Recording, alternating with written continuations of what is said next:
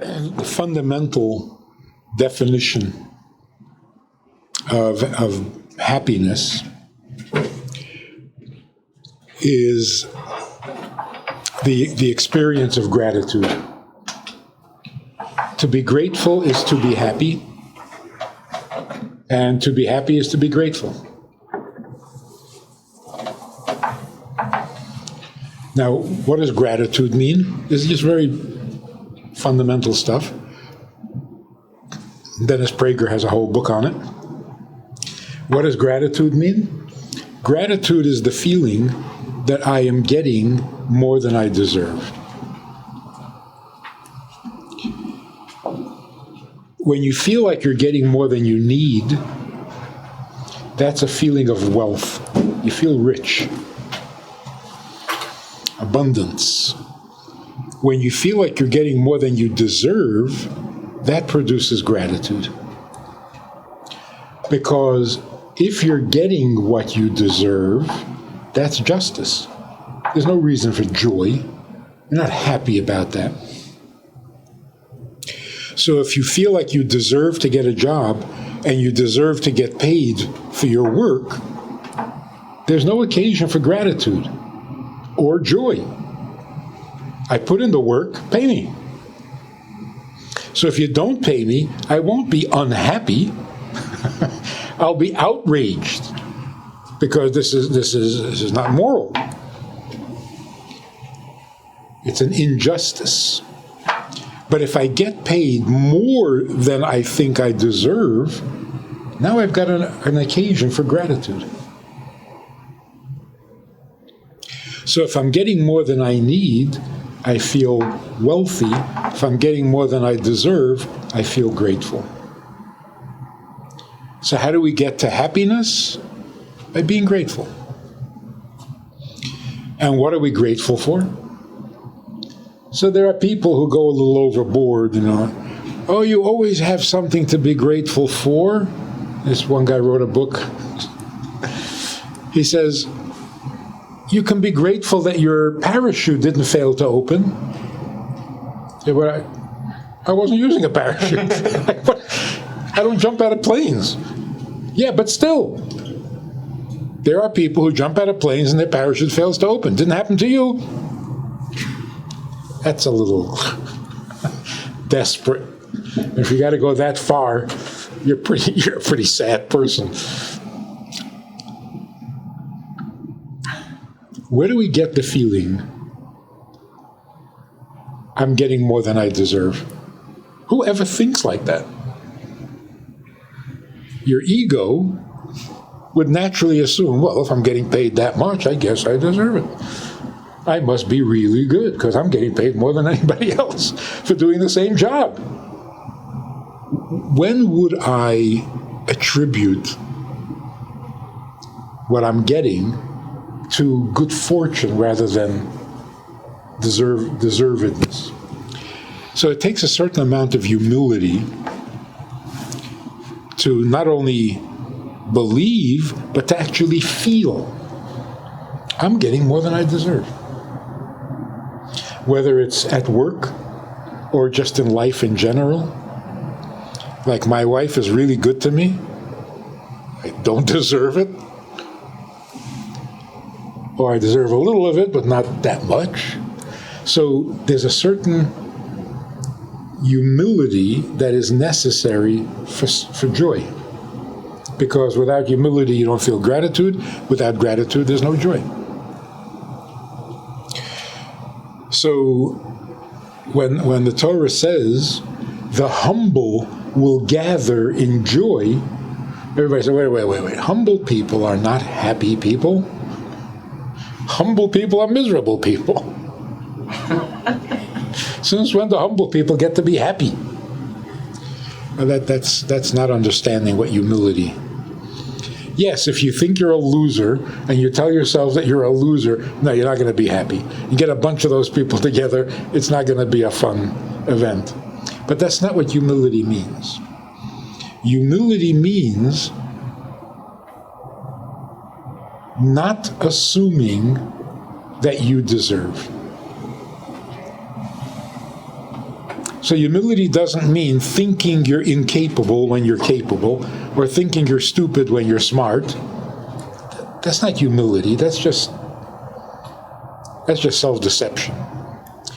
Humility means I know how smart I am, and I know how good I am, but I don't deserve. Nobody owes me, including God. So whatever I get, I'm grateful because I don't think I deserve that. When people who are humble in that fashion, they are happier people. Because once you open this can of worms called deserve, you'll never be happy. There are people who are miserable because they're convinced that they're not getting what they deserve. And there are people who are miserable because they feel that they're getting more than they deserve, and they're suffering from that, what is that called, that complex? You know, why didn't I die? What is that called? Guilt? No. Survivors complex. Survivors? Yeah. So I'm getting more than I deserve. I'm worried about that. Or I'm not getting as much as I deserve. How come? So as soon as you open that topic, I deserve, I don't deserve, I deserve more, a little less, you got to adjust it just right, you'll never be happy. A humble person doesn't go there. And so everything that he experiences, he's grateful. That's, I think, an old-fashioned approach to happiness. Then, like you say, the assumption was, if you're good at something and you succeed, it'll make you happy. Which, at its very root, makes you unhappy. I have to do something and do it well in order to be happy? Then the default position is unhappy. So unless this happens, I have no reason to be happy, which means I'm basically in a state of depression. So even if it does happen, it's just a Band-Aid on my unhappiness.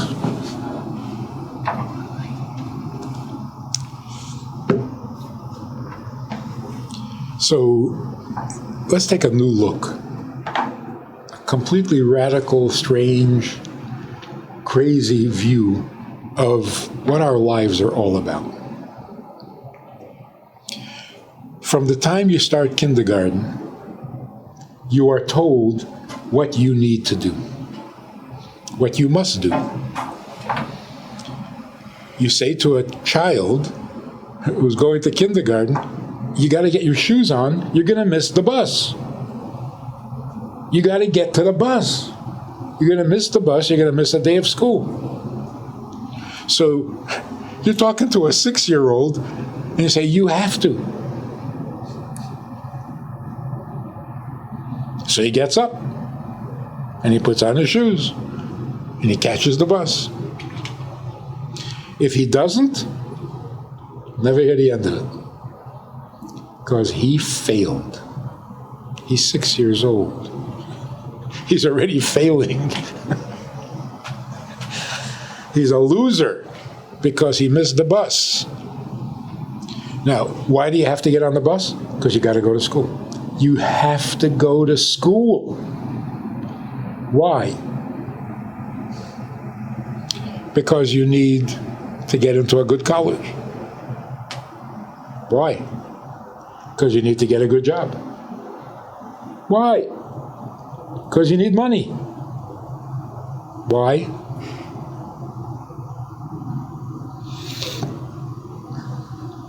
Because you got to pay the mortgage and the taxes. Why? Eventually it comes down to the ultimate conclusion, because if you don't have a job and you can't pay your bills and you get thrown out, you're going to die. You don't want to die.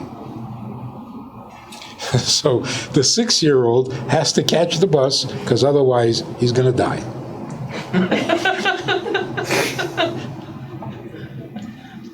And that's just the beginning. Now he comes home from school and he's got to put his toys away. Why? Because I told you to. Why?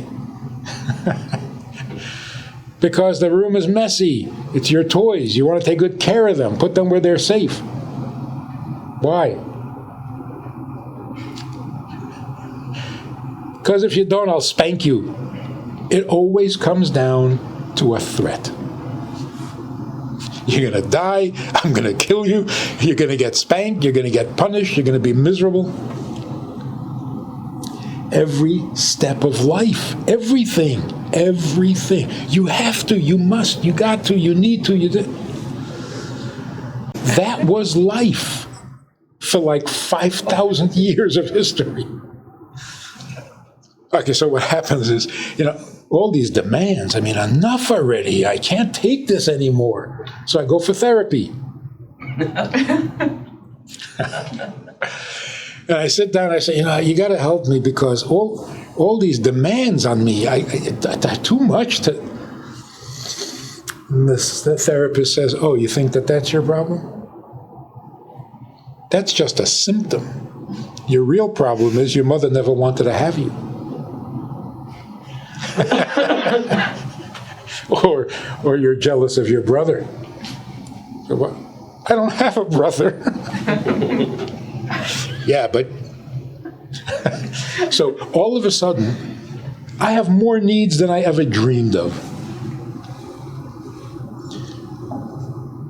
So in desperation, I turn to religion. Can I get some relief here? What does religion say? You think your problems are going to end when you die?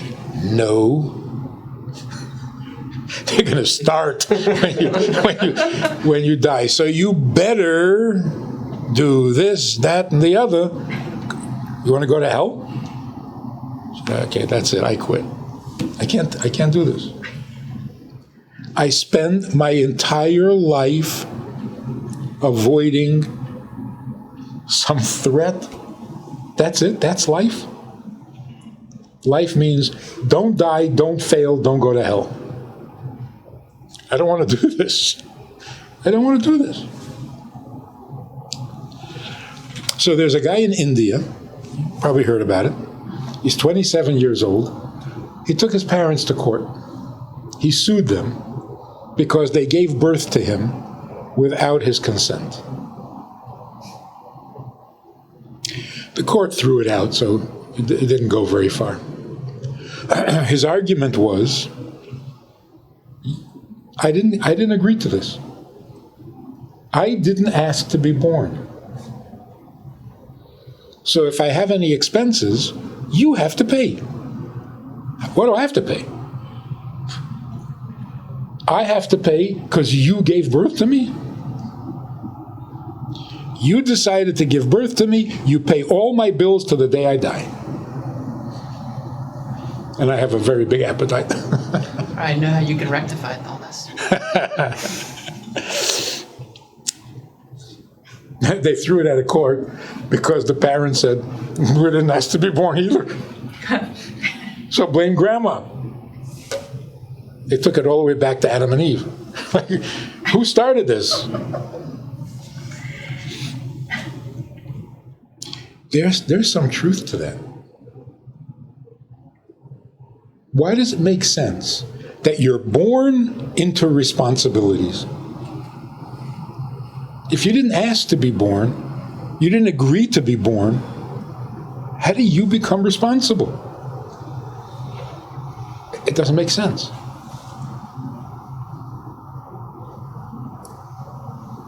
So today, the thinking and the feeling is, don't threaten me. I don't care. Even 10-year-olds are saying, I didn't ask to be born. Or, you didn't have me for me. This comedian says, my son was a sweet little boy, and then he became a teenager. And now he's got issues. And we get into fights. And the other day he said to me, so why'd you have me? So I said, well, we didn't really know it was going to be you. That's good. We were hoping for a guy with a job. So,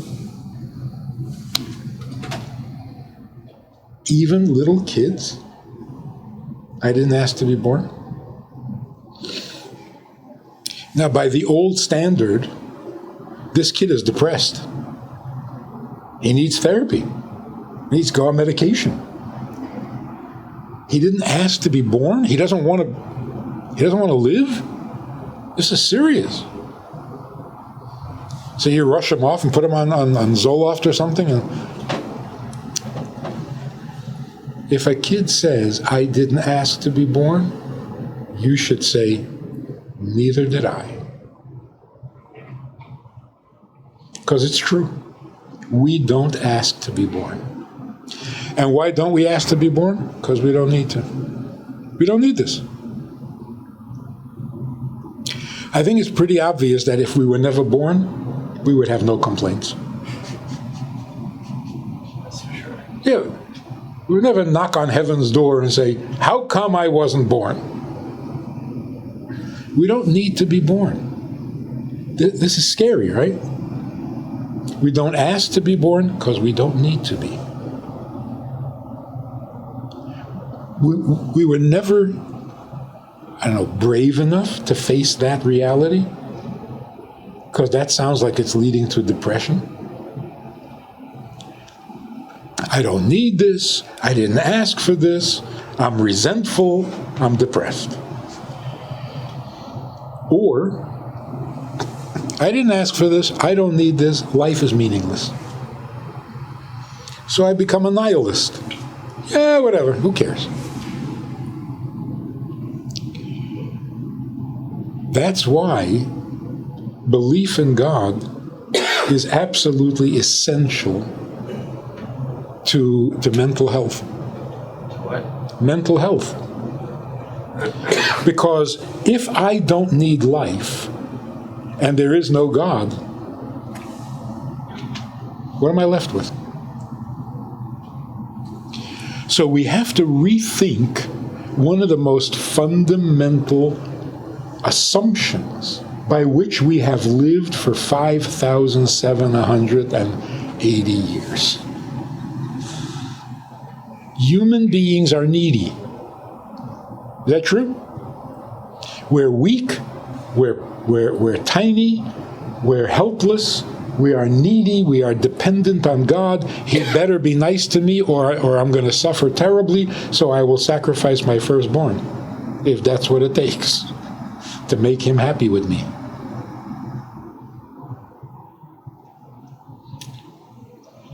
And you are reminded of this hundreds of ways every single day.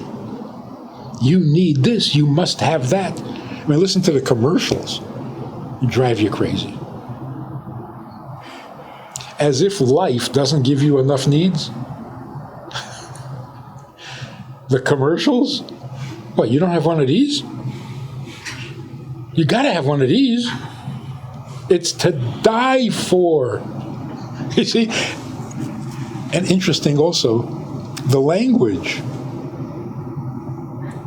has come down to do or die. This is to die for. The guy sang that song, he killed it. What's going on here? And other such.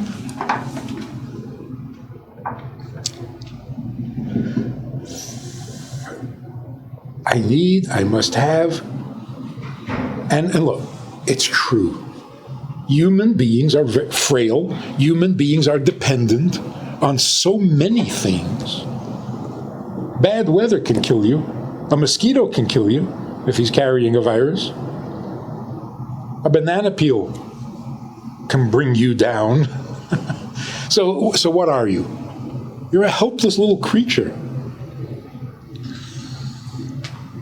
That worked for 5,000 years.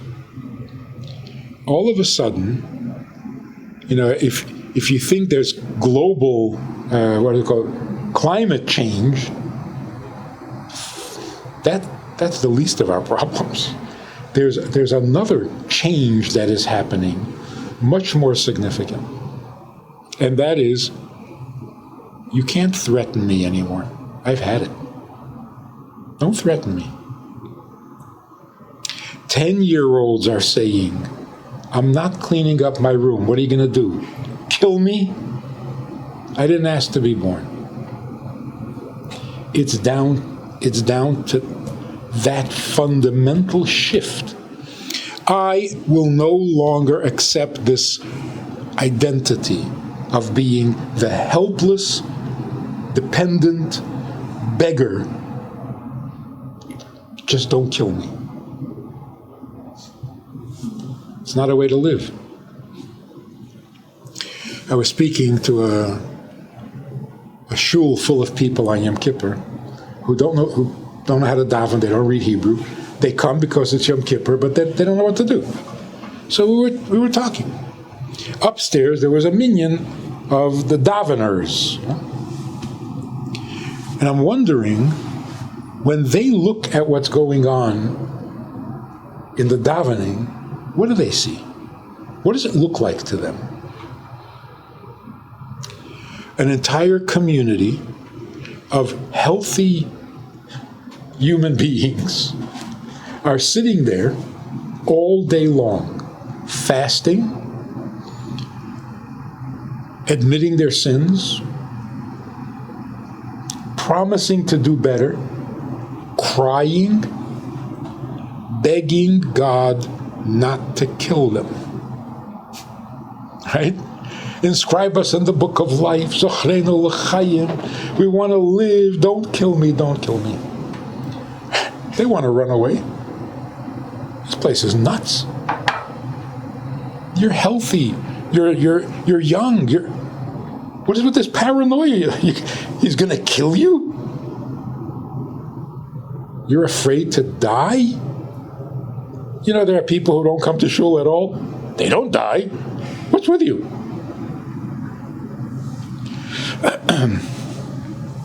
Today, you take it a step further.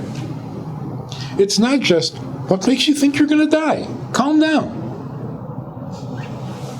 It's more than that. So what if you die? You're going through all of this, the whole synagogue, the whole community, because you mustn't die? Hey, everybody dies. Or like the Yiddish expression, die gesundheit and don't make a fuss. Die in good health. So today, it's like, really? That's your Yom Kippur? I don't want to die? I don't care anymore. I don't care anymore. Leave me alone. It's not working. I mean, the threat of Gehenna, that went out the window a while ago, going to hell. Now when I hear people talk like that, it's like, really? People actually woke up early in the morning to avoid going to hell after they die? I can't relate to this.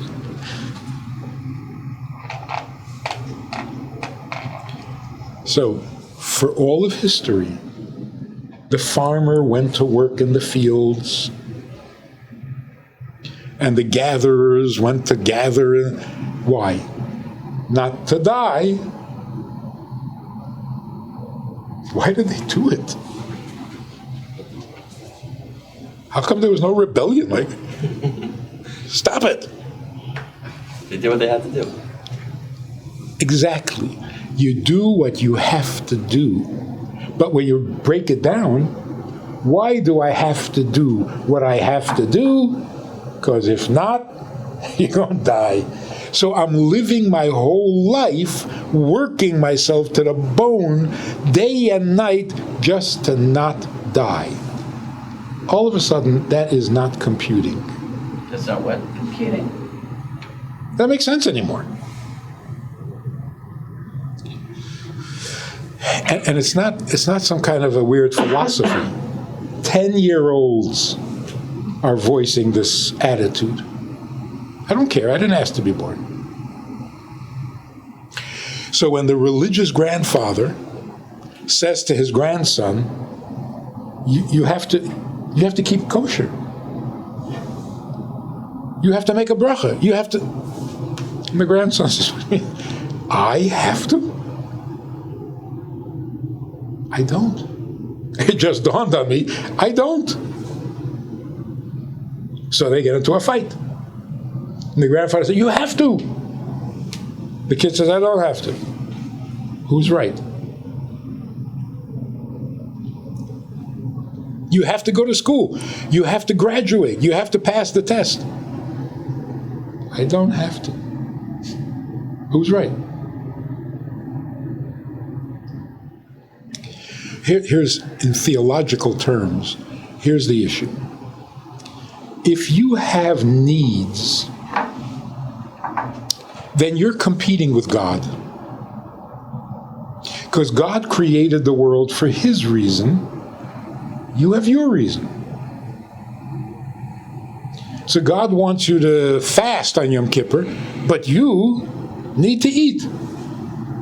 So what are you going to do? So what was the traditional answer? Too bad. You fast or you're dead. I don't like this.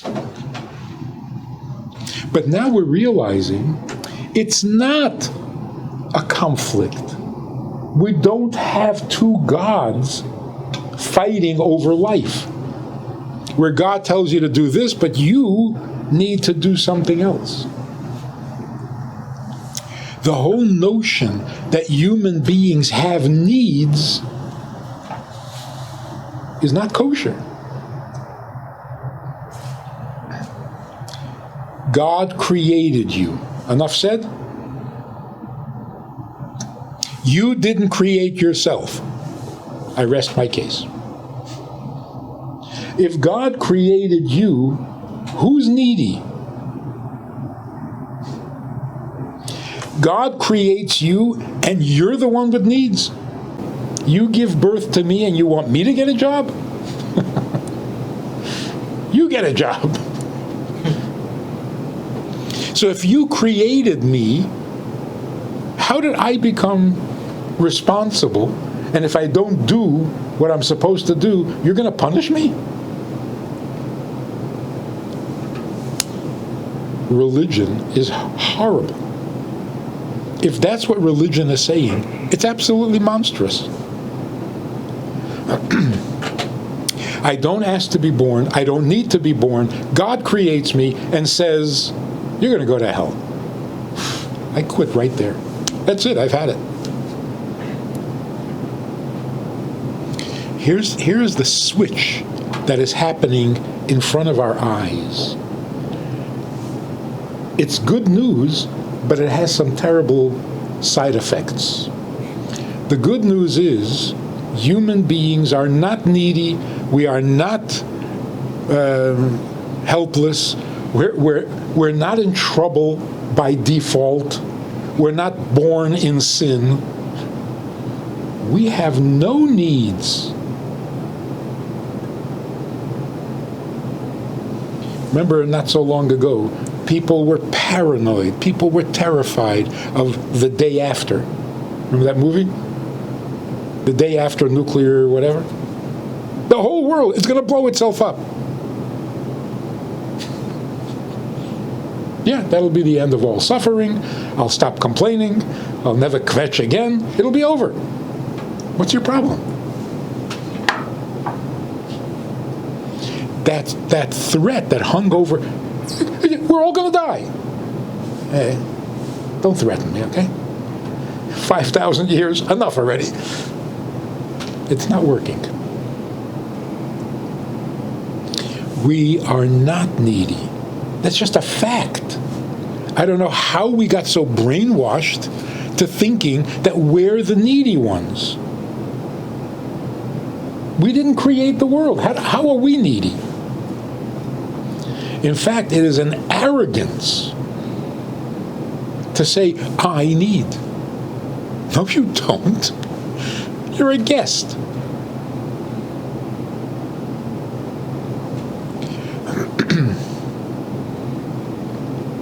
So, instead of an invulnerable God who sits in heaven drinking pina colada or something, watching us struggle with our needs, you got it all backwards.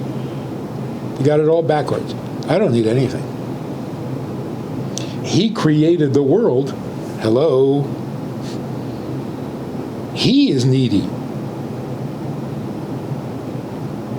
We didn't disturb him. He came and disturbed us. We were minding our own business. And all of a sudden, we're here out of his need. First of all, that is so liberating. Remember Alfred E. Newman? Why does that say that he needs? He needs what? I don't know. But if he created a whole universe, I mean, he's after something. Right? So remember Mad Magazine? Ever heard Mad Magazine? Yeah. So the character Alfred E. Newman is, what, me worry? What have I got to lose? We're all like that. What am I worrying about? It's not my world. I didn't create this. I didn't ask for this. Yeah, but it's all going to fall apart. What do you want from me? If it falls apart, it falls apart. I don't care. That is sanity. If we're looking for joy, for happiness, this is the only real happiness. Because as soon as I have needs, you've destroyed my happiness. I need to make a living. That's it. You've killed me. What am I happy about? Because somebody lets me work in their company? I don't need this.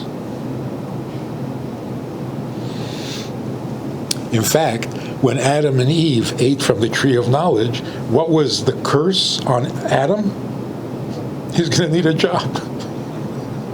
That was the curse. By the sweat of your brow you will make bread. Who needs this? Oh, I got a really good job. Oh, good for you. What are you so happy about? Now you got to go to work. You gotta. Those words, gotta go. I don't gotta. It is such a relief. But then what do I do? So you gotta flip both sides of the coin. I need nothing. He needs everything.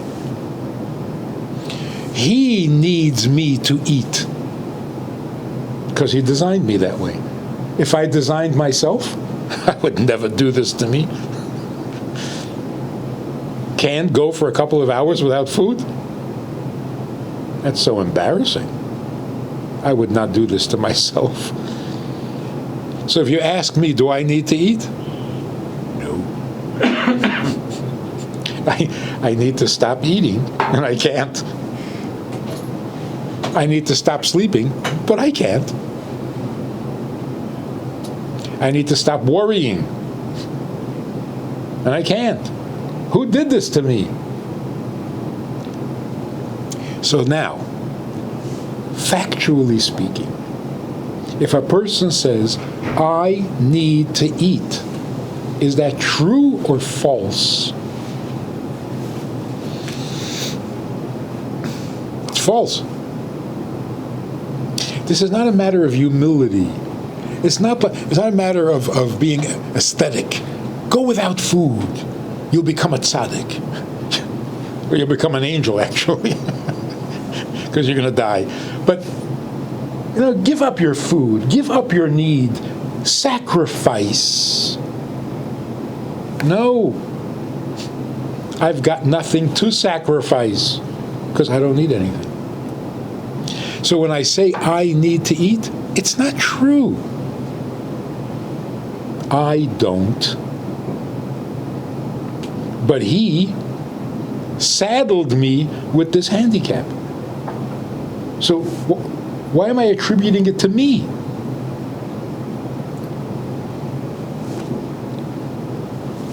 There's that famous story about the sage who was riding down a road and he saw a guy by the side of the road who was exceedingly ugly.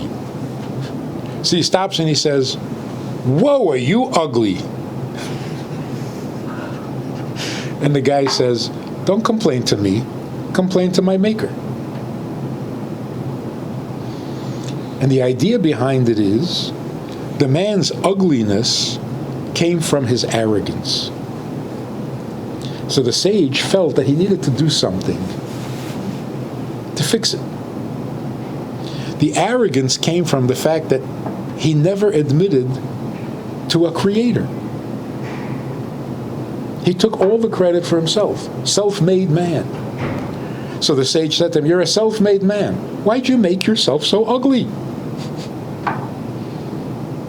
So for the first time in his life, he had to admit, no, I didn't do that.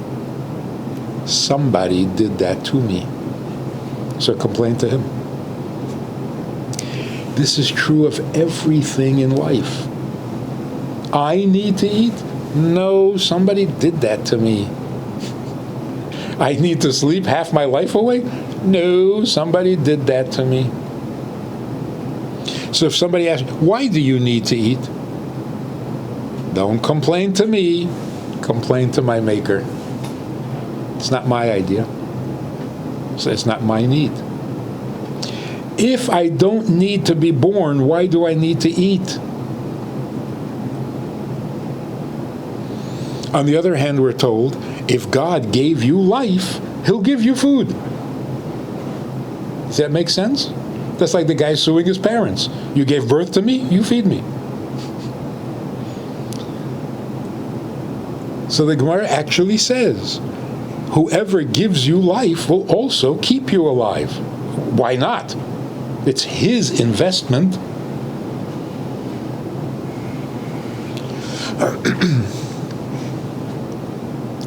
So, if we really want to be happy, we have a whole new picture.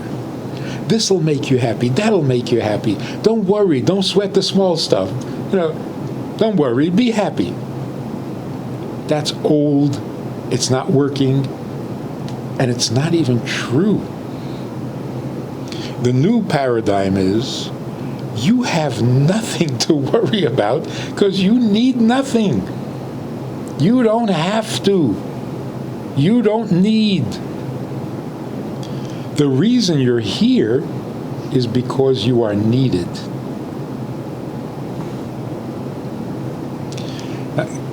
If you had to ask yourself, what would I rather? Would I rather be needy or needed? What kind of choice is that? Of course I'd much rather be needed than needy. So not being needy relieves me of all unhappiness. Being needed and necessary to the Creator, there's your happiness. But it sounds like what you're saying is that you can be a couch potato and just wait for the world to come to you or something. How do we...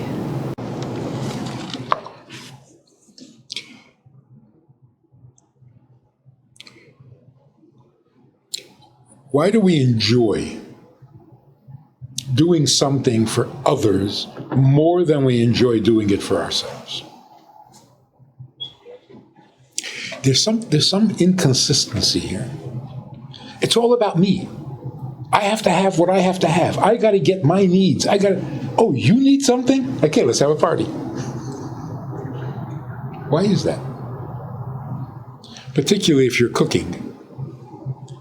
You cook for yourself? You open a jar. But somebody else is coming over? It's a party. And you're willing to put all the work in, preparing, making, cooking, cleaning, because somebody else is being fed. For yourself? So wait a minute. Where is the urgency? Yes, you have to eat. It's not urgent. God needs something from you, and it's urgent. It's what? Urgent. So where's the pressure? We always knew that we're serving God, right? That language is very familiar. Serve God, serve God. But you have to serve God. The pressure is on you. And if you don't serve God, you're a loser. You're a failure. That's not true. If I don't serve God, He's a failure. The urgency is with Him, not with me. He is pressured, not me.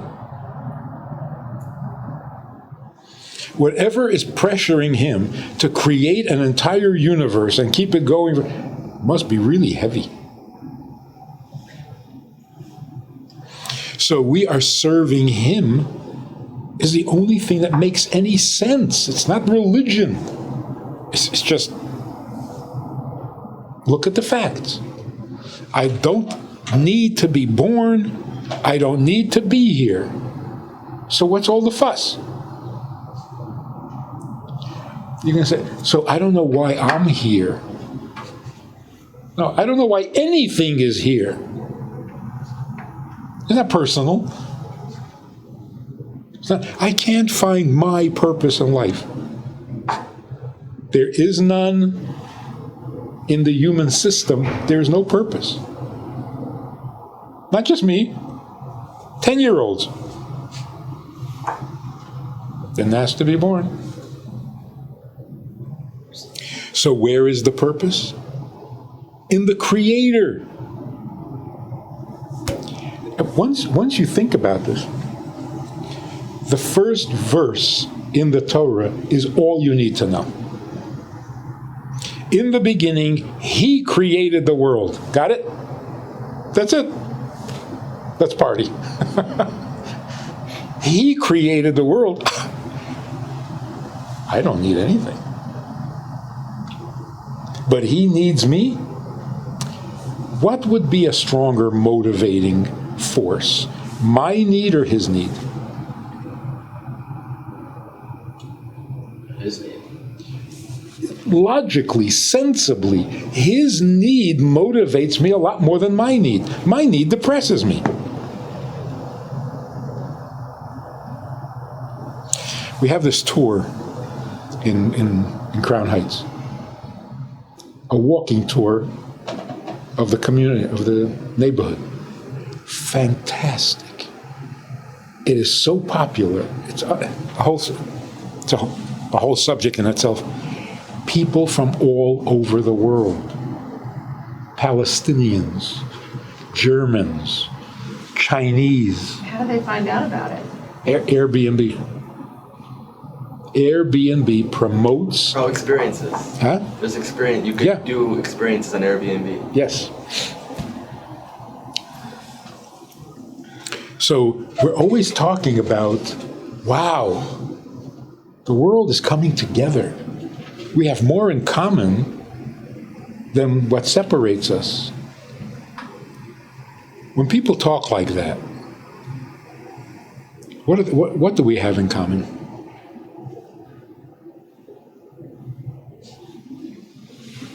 Our needs.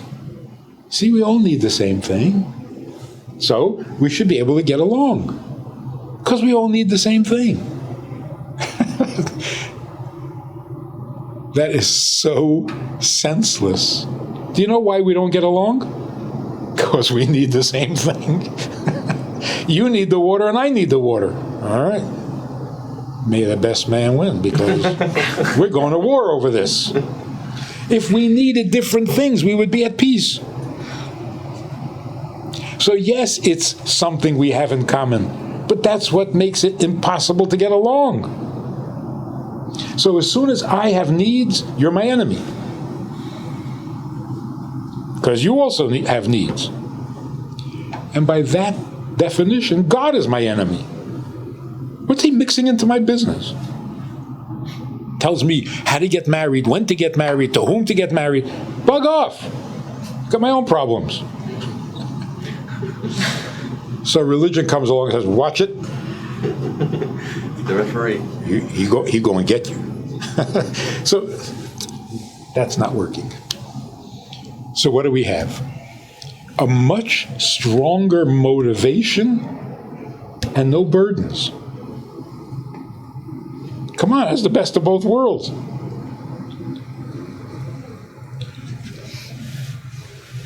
It seems a little strange because our reflexive reaction is, he needs, so why is that my problem? He's the needy one. Oh, good for him. What am I getting excited about? The reason we have that attitude, if it's not my need, then I'm not going to do it, is because we're so brainwashed into believing that we have our own needs to take care of, so somebody else's needs is annoying. Like, what is the crisis in marriage? Every marriage that's in crisis, what is it in crisis about? Two people, two needs. That's it. It's impossible. Oh, marriage is all about compromise. I ain't compromising for the rest of my life. I'll compromise for a half hour. Not my whole life. No, well, in marriage you have to make some sacrifices. Human sacrifice is over. We're not doing that no more. I'm going to get married, pay the bills so that I can sacrifice? Wake up, people. It's not working. So if we have common needs, we're in trouble. So we have this terrible habit of thinking as a needy being, and therefore God has his problems. I got mine.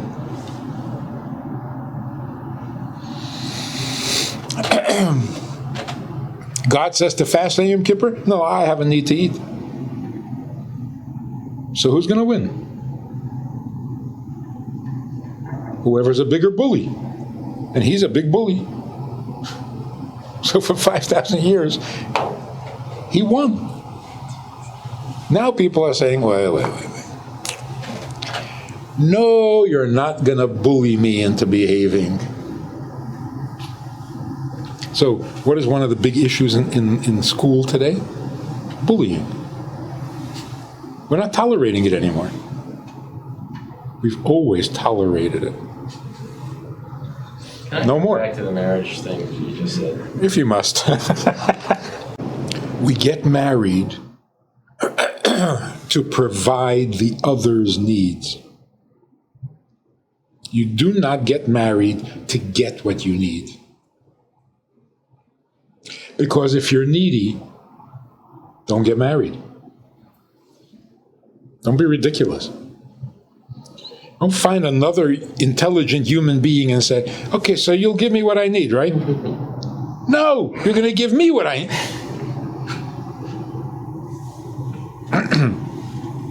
So when people say, you know how much I have sacrificed for this marriage?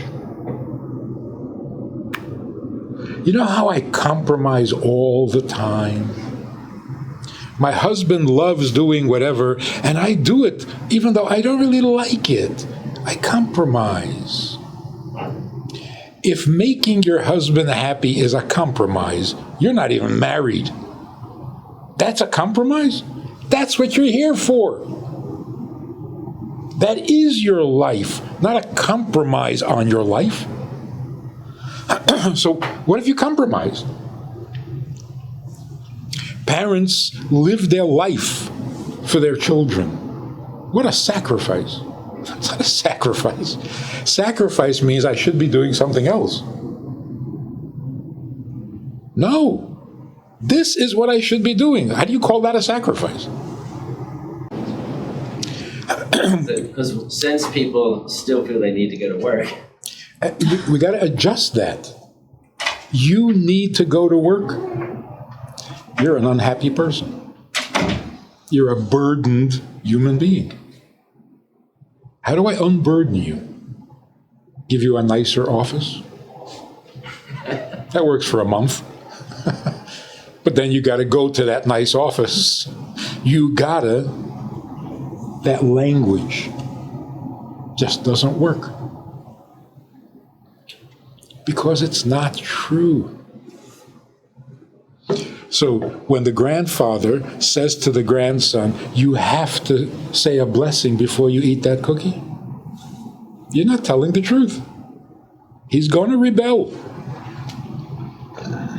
What you should say is, God created cookies because he wants to hear you say a blessing on the cookie. What will motivate even a child? What will inspire a child more? When you say you can't have the cookie unless you make a bracha, or you say God is waiting to hear your blessing? We're not such selfish, self-centered creatures as we're made out to be. I would much rather make the blessing for him than for me. Feels better. Feels happier. So I have to look at my work as a Divine plan. It's a divine plan. God created, first of all, human beings are the most precious, right? The most impressive part of creation. No other creature has to go to work just to not die. Every other animal runs around, finds something to eat, and goes back to sleep.